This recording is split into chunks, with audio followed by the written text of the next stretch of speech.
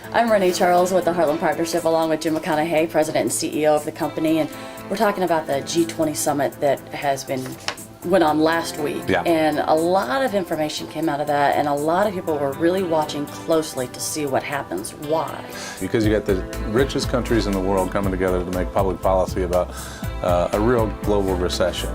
And they use a lot of economist terms, and it's very complicated stuff. At the end of the day, it really matters to us. And the reason it matters to us on a local basis is because we do about 40% of our production of stuff that we have, agricultural products and machinery and things like that, get exported to the rest of the world. And so a thriving world economy and ability for countries to buy our goods is really important. And we've said before that even if we do everything right, we do everything the way it should be, there's still a chance that things can go wrong because this is a global situation. This is not a central Illinois, it's not in the Midwestern U.S., it is a global situation. Yeah, and that's probably the biggest challenge for a lot of folks to understand because, when we have the It's Better Here campaign and you have a whole broad range of good things that are happening in our local marketplace, because we're so dependent on exports and because it's important for those other countries and people, businesses in those other countries to have money in their pocket to be able to buy our goods, it's very relevant. And so one of our challenges is to be able to not only understand what we're doing here on a local basis, but observe very carefully what the G20 did last week in order to be able to see what signs of recovery are going to happen for us. And there was a lot of dissension that a lot of the reports talked about how the U.S. Definitely wants to infuse money into the financial system, whereas many other countries are saying, no, that's not the way to go about it, that we want to make complete across-the-board policy changes for the financial world. How does that really even out, and how is one right and one is wrong? Some of those very wealthy countries in the world are very socialist, and so they're trying to inflict a policy they call capitalism with a conscience. And the challenge is that it's very important to have regulatory issues, and that is a critical element in the world economy.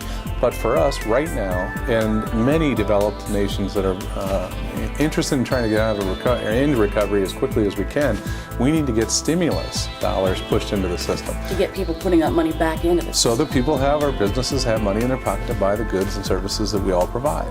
Now, does it make an impact that only the 20 largest and wealthiest countries were involved in this, when there are many more poorer countries that have just as much of a stake in this, in turning how the world goes, but they weren't involved? Yeah, I think what happens is a lot of times leading countries tend to set sort of policy initiatives that the rest of the world sort of follows along with. Right. And one of the reasons I think a lot of world attention was paid to the G20 and this particular summit was because it really mattered.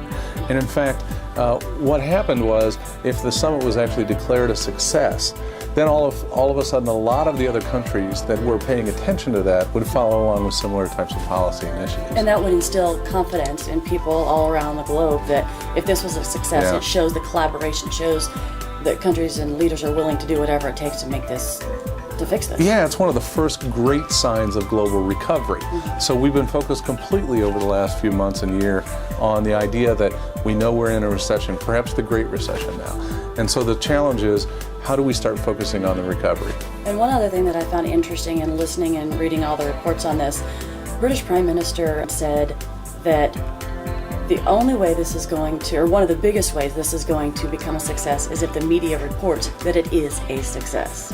Yeah, because recessions are fueled by fear. Right. And the characteristics of trying to make sure that there's a level of confidence that we're on the right path makes people more confident about spending, and when people start to spend and businesses start to spend, we come out of the economy, come out of the recession. One of the things we've been trying to do right here in central Illinois is get our local media to show the success stories to, again, fuel that confidence. And they've been very good at trying to help us through this process. I mean, it's very hard for people who sit on their couch to listen to the national media rain stories about the economic hurricane that's on both coasts, and then to know that in our local economy, we're doing a lot of things right. All right, Jim, well, thanks so much for taking the time out to discuss it with us. Thanks so much for being here.